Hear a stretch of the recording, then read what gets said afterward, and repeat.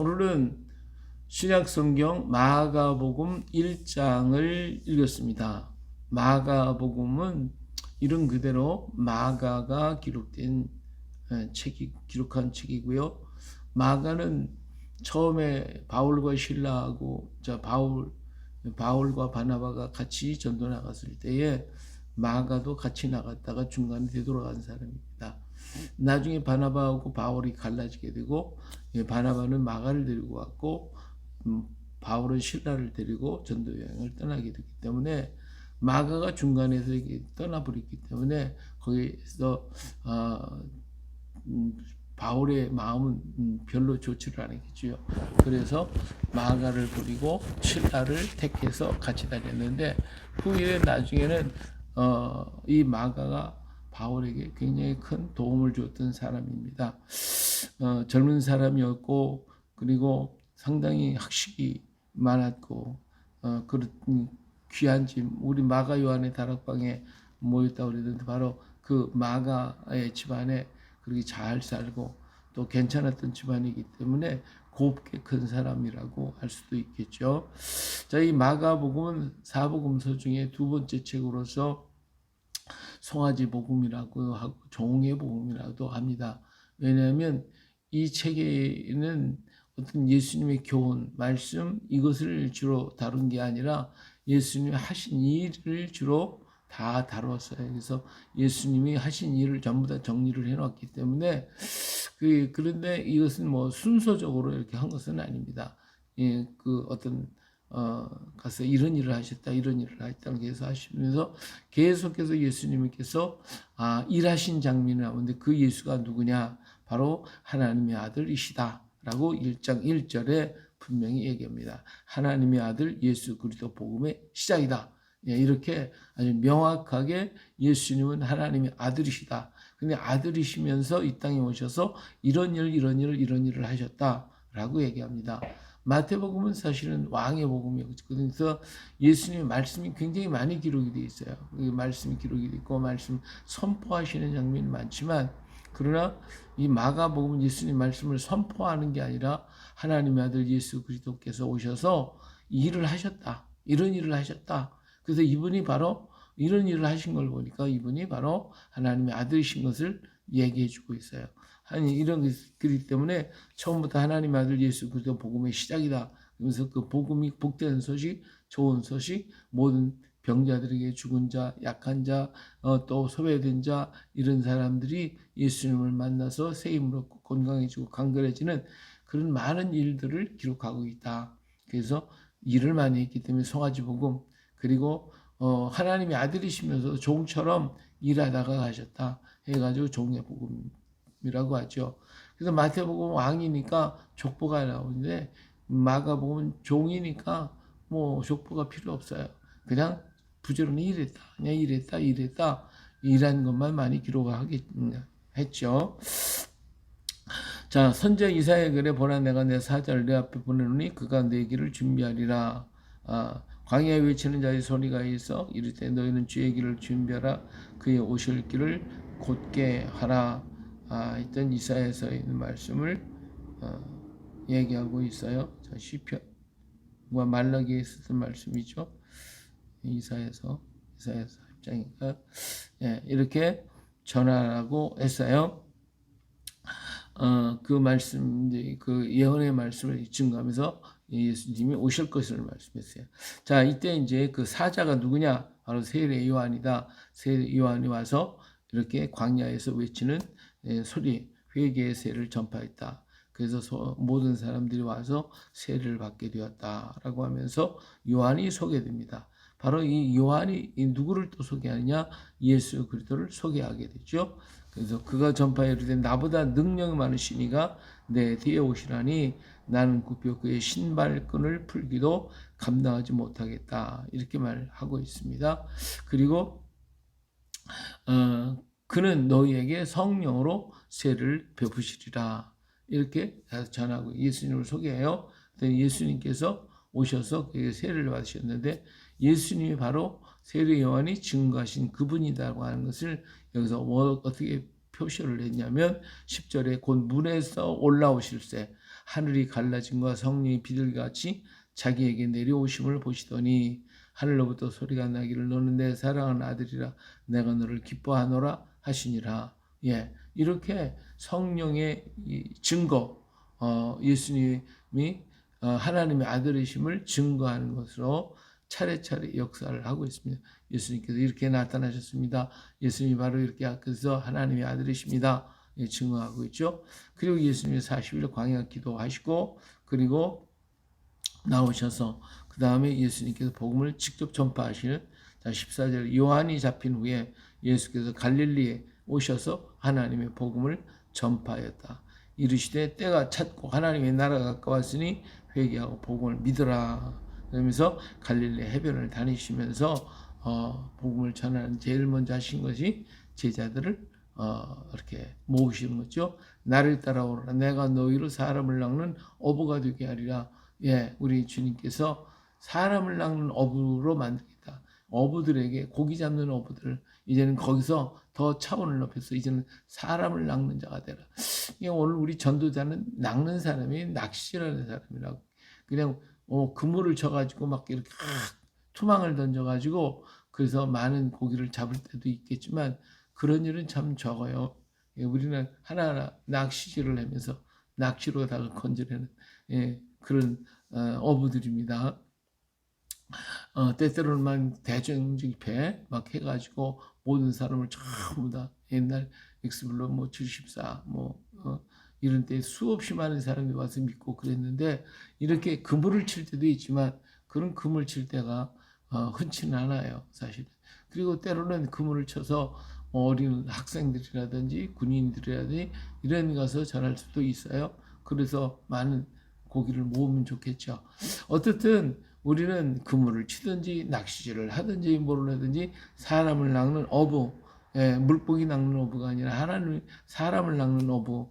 그래서 그들을 그 고기는 잡아먹지만 우리는 그들을 구원해서 하늘나라 천국 하나님의 보좌에 하나님의 나라에 들어가게 만드는 역할을 하는 것이니까 얼마나 귀합니까? 잡아먹는 게 아니고 이게 잘못하면 잡아먹어요.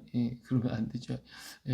오늘 우리는 그들을 구원해서 그 불의의 자리에서 죄악의 자리에서 멸망의 구덩이에서 낚시를 해서 그냥 건져내고 때로는 그물질을 해서라도 그들을 건져내서 하나님의 나라로 인도하는 역할을 하는 것이 그 일을 하라고 우리 하나님 불러주셨어요. 그래서 이 부름을 받은 사람들이 어떻게 했어요? 그물을 버려두고 물고기 잡는 그물 다 버려버리고 예수님이 주신 그물을 가지고 이 그물을 가지고 고기를 잡는 사람이 됐다 그 말이에요. 그래서 그들은 예수님을 따라왔다. 정말 눈이 밝은 사람이죠. 깨달은 사람이에요. 주님을 부를 때에 물고기 잡는 그물을 버려두고 충만 예수님이 주신 사람 낚는 그물을 얻기 위해 달려온 이 사람들은 정말 귀한 사람. 오늘 우리가 예수 믿는다는 것이 이렇게 귀하고 아름다운 것이고 주께서 우리에게 주신 사명을 감당할 수 있다고 하는 것은 축복의 한 가지가 아닐 수가 없습니다. 자, 그래서 여기 보니까 곧 부르시니 그 아버지 세배들을 품꾼들과 함께 배에 버려두고 예수를 따라왔다라고 한 제자들의 모습을 봅니다. 자, 그리고 이제 예수님이 본격적인 사역이 시작이 됐는데 가버나움에 들어가시니까 거기에 누가 있었느냐? 예수님이 말씀하실 때 모든 사람들이 아주 그냥 놀랍게 그 권위 있는 말씀을 보고 세상 다른 서기관이나 제사장들이나 이런 사람들이 전하는 거하고는 전혀 다르더라 이게. 그때 이제 무슨 일이 생기냐면 거기 잠잠히 귀신 더러운 귀신 들린 자가 갑자기 튀어나와서 예수님 그 심각한 말씀 심오하시고 달콤한 그 말씀을 듣더니 이 귀신이 발작을 하기 시작해. 더러운 귀신이 들은 사람이 있어 소리질러 이르되 나사렛 예수여 우리가 당신과 무슨 상관이 있나이까? 우리를 멸하려 왔나이까? 나는 당신이 누구인 줄 아노니 하나님의 거룩한 자니다. 귀신의 증거가 나타나고 그리고 귀신은 어떤 알기는 알아. 다 모르는 게 없어요. 귀신같이 안다고 그러잖아요. 그러니까 귀신은 다 알지만 하나님과는 뭐예요? 상관이 없다. 이게 이 귀신의 다른 점이에요. 오늘 우리는 귀신과는 상관이 없다. 누구와? 우리 하나님과 관계가 있다. 이거예요. 근데 귀신은 하나님과 상관이 없어요. 자기 독자적으로 자기들끼리 이렇게 하고 있어요. 그래서 우리와 무슨 상관이 있습니까? 우리를 멸하려 하십니까? 지가 잘못해가지고 멸하는 것이 하나님께서 이러고 저러고 합니까? 근데 사실은 죄라고 하는 것은 죄가 그를 몰고 가서 그를 망하게 만드는 거예요. 예? 하나님 없는 곳이 뭐예요? 그것이 지옥이지 뭐. 예. 그들끼리 모여서 싸우고 다투고 분쟁하고 그러니까 그게 지옥이 아닐 수가 없습니까? 아닐 수가 없잖아요. 예. 오늘 우리가 하나님 앞에 바로 서 있으면 우리 때문에 땅에 복을 받아요. 모든 것이 산물을 아름답게 내고 우리가 복 받으니까 땅도 복 받는데 이 귀신들은 우리를 갖다가 멸하지 악하게 하니까 죄를 지으니까 그러니까 땅도 더러워지고 땅이 토해내 버리는 이런 역할을 한다고 말해요. 우리가 상관이 없다. 하나님과 상관이 없는 자는 하나님과 관계가 없다면 끊어진 자죠. 나무에서 떨어져 나간 자는 나중에 불에 사를 수밖에 없는 것이죠. 자, 우리는 그래서 붙어 있는 자예요. 상관 있는 자예요. 예수님께서 그래서 잠잠하고 사람이 나와라. 귀신이 나와버리고 말았어요. 그랬더니 사람들이 막 놀래가지고 도대체 어떤 일이냐, 어찌냐, 권위 있는 새 교훈이로다. 더러운 귀신들에게 명한 자 순종하는도다.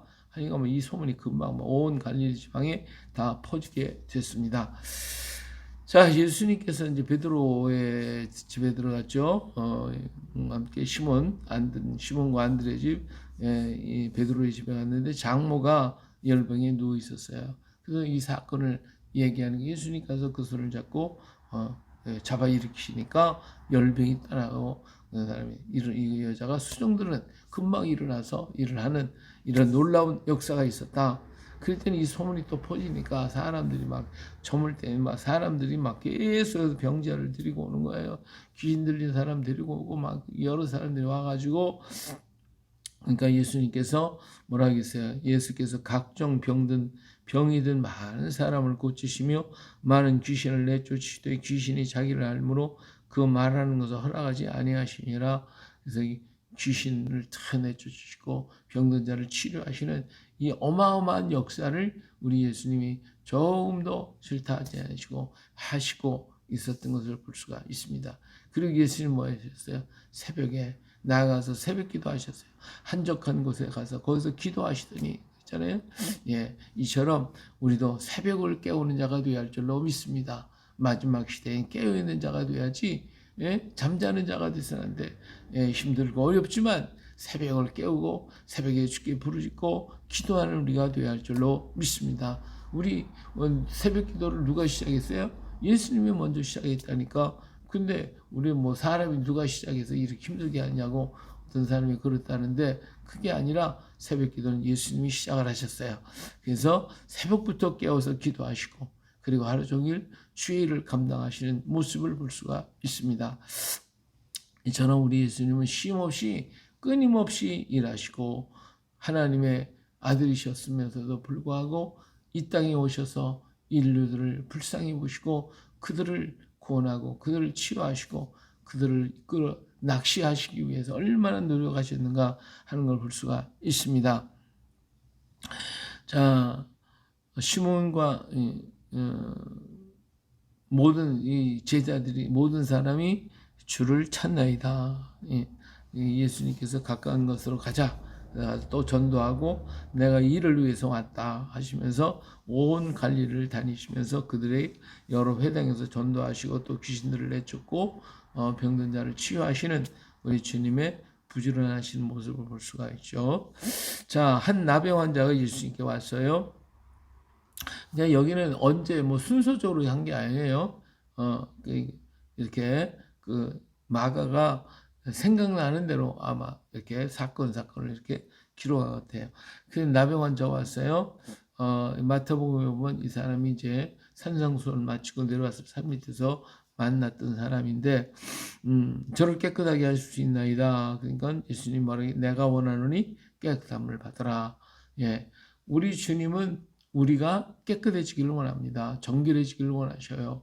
그래서 내가 원하노니 깨끗함을 받아라 이렇게 하시거든요.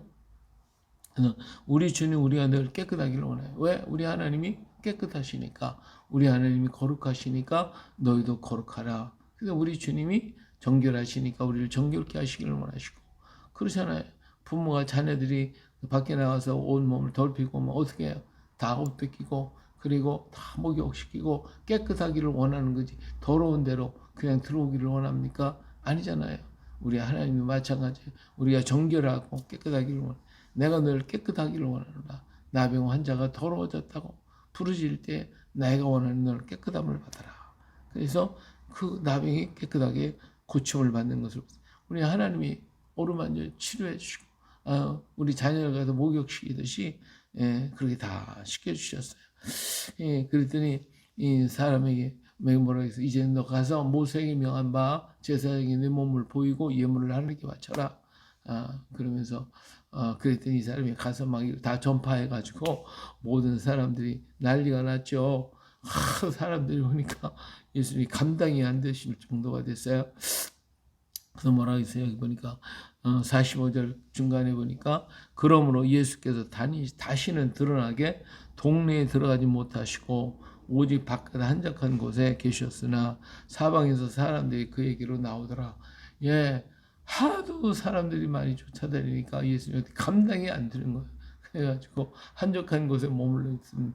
그래서 집에도 못 들어가고 막 집에 가면 사람이 다 와 있으니까 집에도 못 들어가고 이렇게 산에서 들에서 이렇게 있으니 한적한 곳에 이렇게 머물러 이 또 소문 알고 사람들이 다 몰려와가지고 이렇게 하시는 그런 모습을 볼 수가 있습니다. 그래요.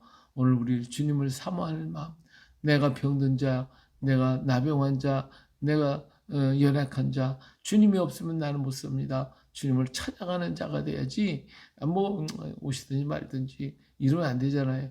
오늘 우리는 늘 주님을 사모하는 자가 되어야 됩니다.